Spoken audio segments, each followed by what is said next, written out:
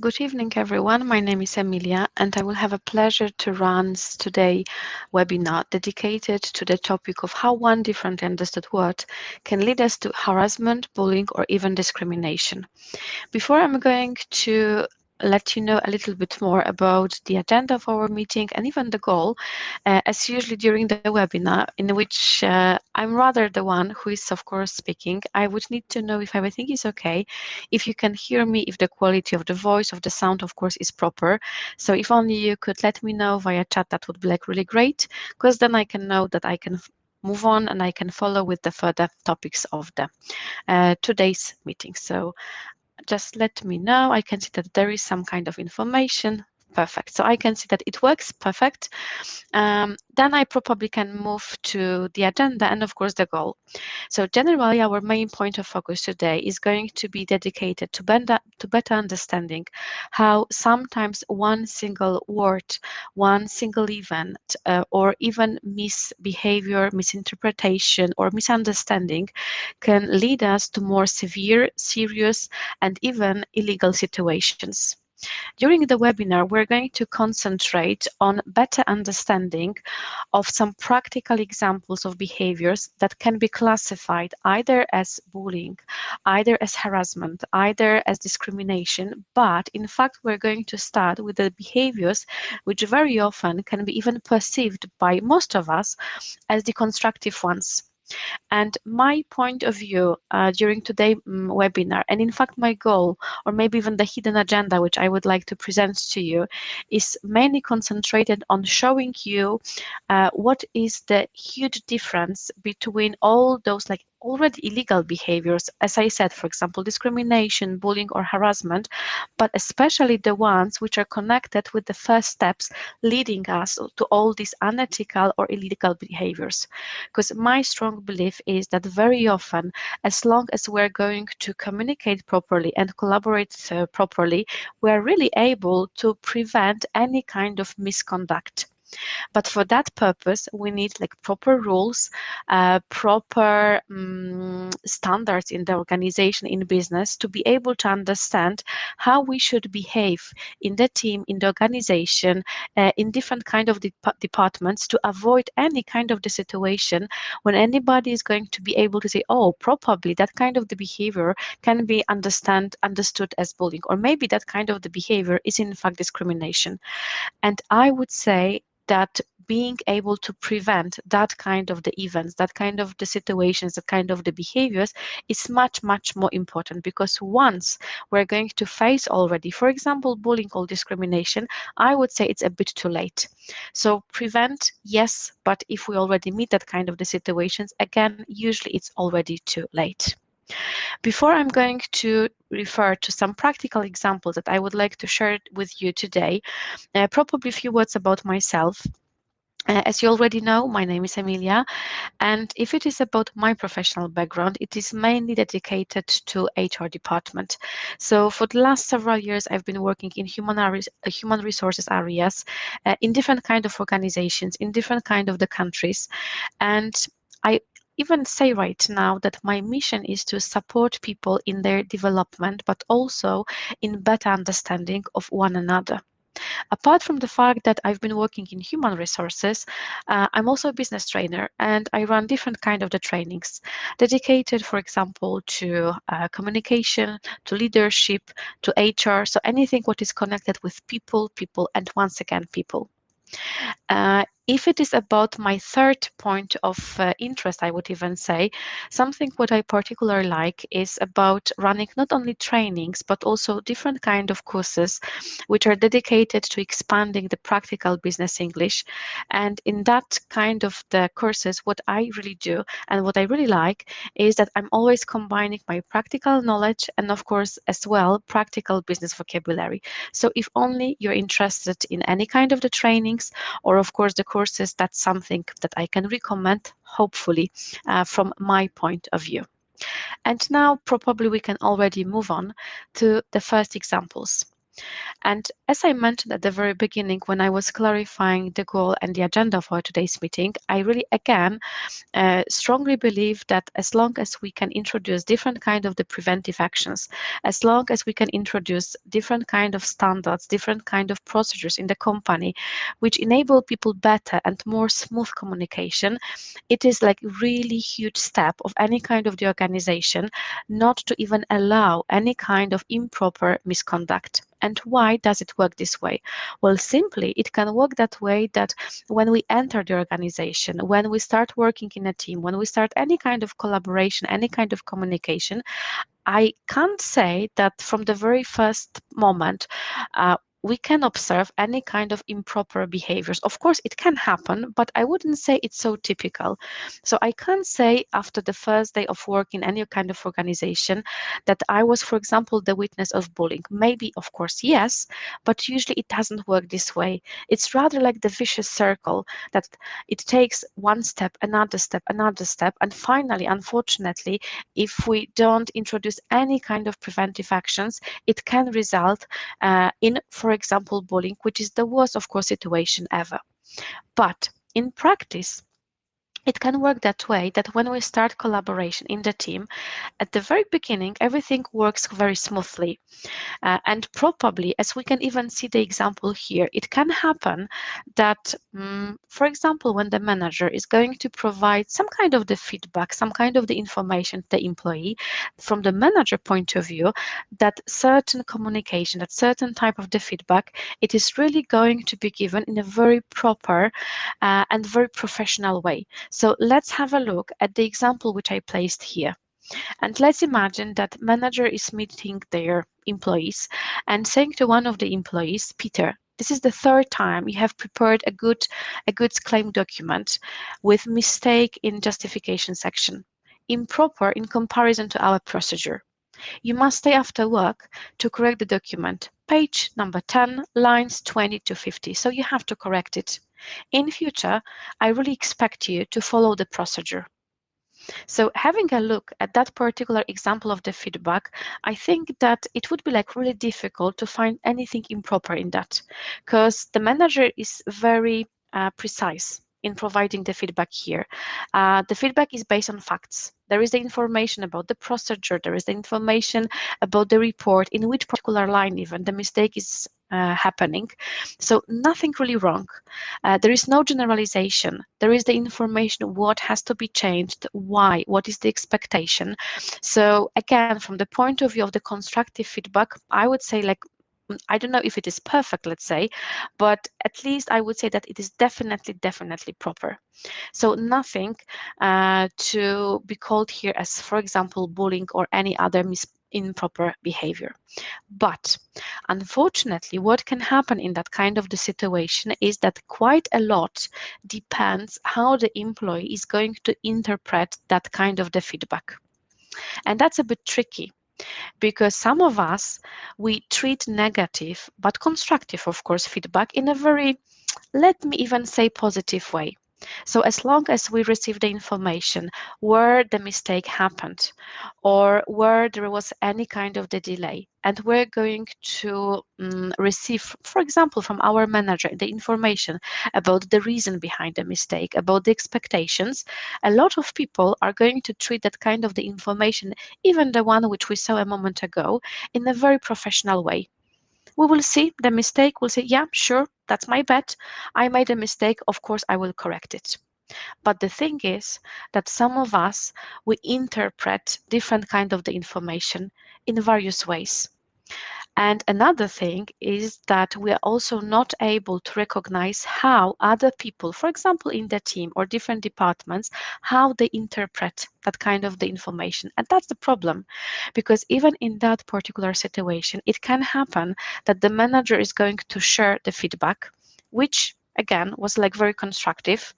But unfortunately, the employee could interpret that feedback in a negative way because of different kind of the reasons. Maybe because that employee is quite sensitive to information.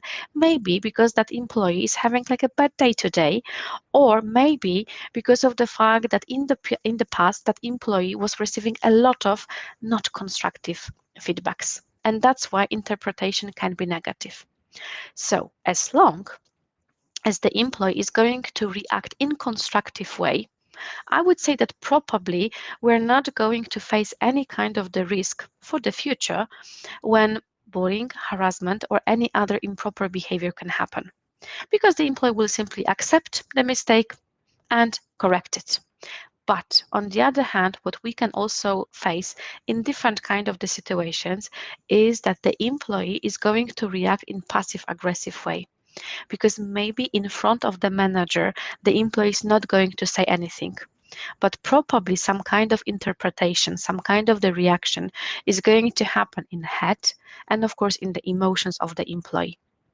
And we could face that kind of the situation that the manager is sharing their feedback and the employee, instead of reacting in a constructive, positive, professional way, is going to generate some kind of the thoughts. And that thought can be, oh, probably he knows better how to prepare the documents, so he should do it on his own.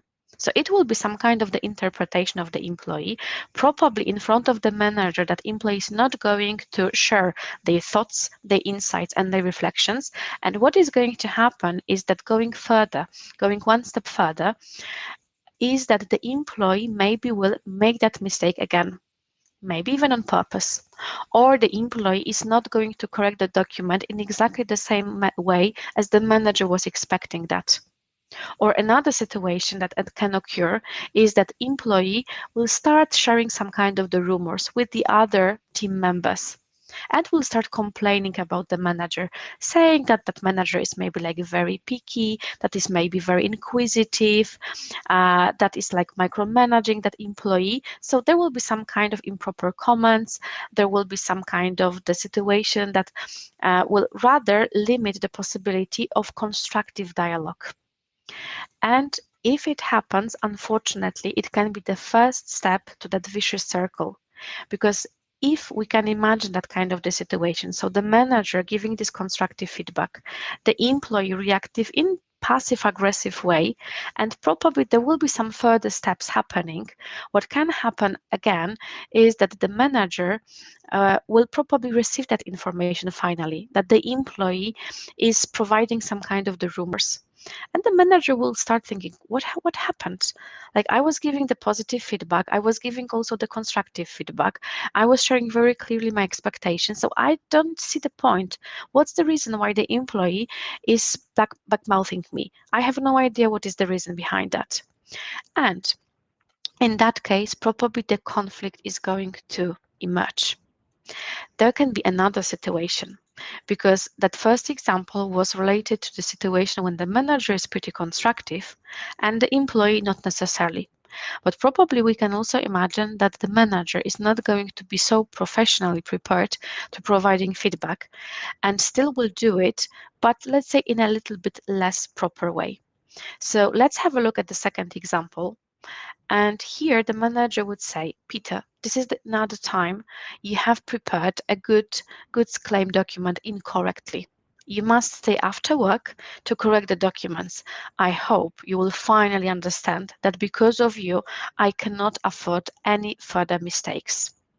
So let's say I would still probably call that kind of the message a feedback, but definitely it's not as good as the previous one, and it's not so correct. Because what we can see in that particular message is that there are some blur words, because the manager is not so precise in comparison to that previous feedback. There is something like the document is prepared incorrectly. What does it even mean? Probably would have to clarify it. And as long as in any kind of the message blur words are going to happen, unfortunately always they can be misinterpreted, because I will understand it in a different way as the manager, for example, and my employee is going to interpret it in a completely different way as well. So blur words which are happening here, well, they're not the proper ones for sure. Another thing is that there is the generalization another time. You always make mistakes. All that kind of the words, unfortunately, are not bringing us to some kind of collaboration. And what also happens in that particular message is that the manager is not providing here precise and clear expectations. There is nothing like that here. There is some information about not being able to afford any further mistakes, but still nothing more. Accusations is because of you, it's your fault, you're guilty. So let's say that from the point of view of this constructive feedback, well, we can find here definitely several mistakes. And if that kind of the situation happens, for sure still, I cannot say that anything here is illegal or even unethical. Well, there are some points which are not proper, but still the situation is not that bad.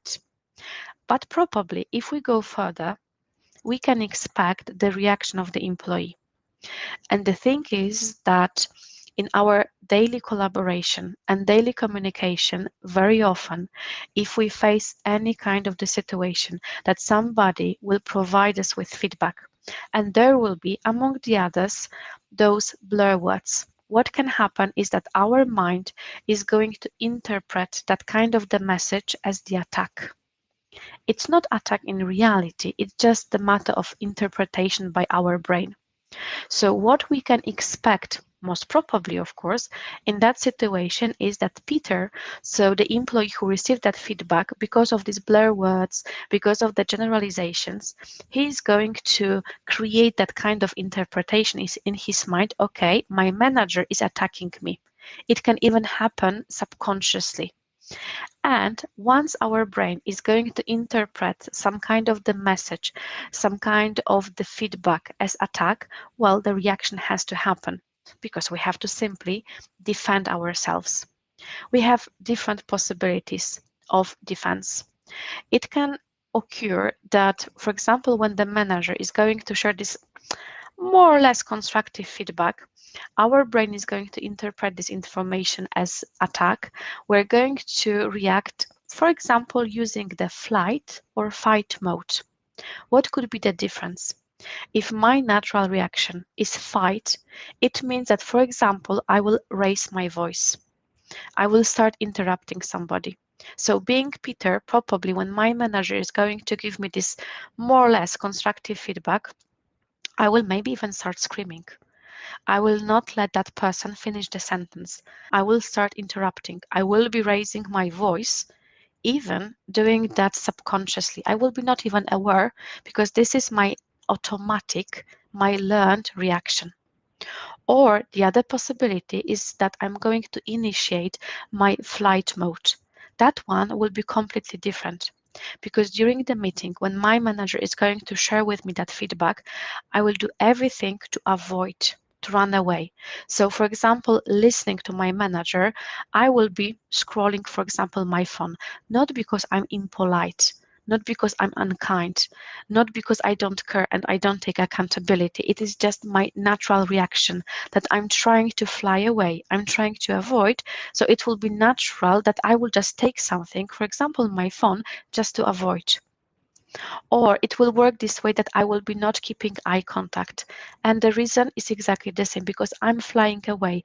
I don't feel confident. I don't feel comfy. So I just have to do something just to fly away, just to run away.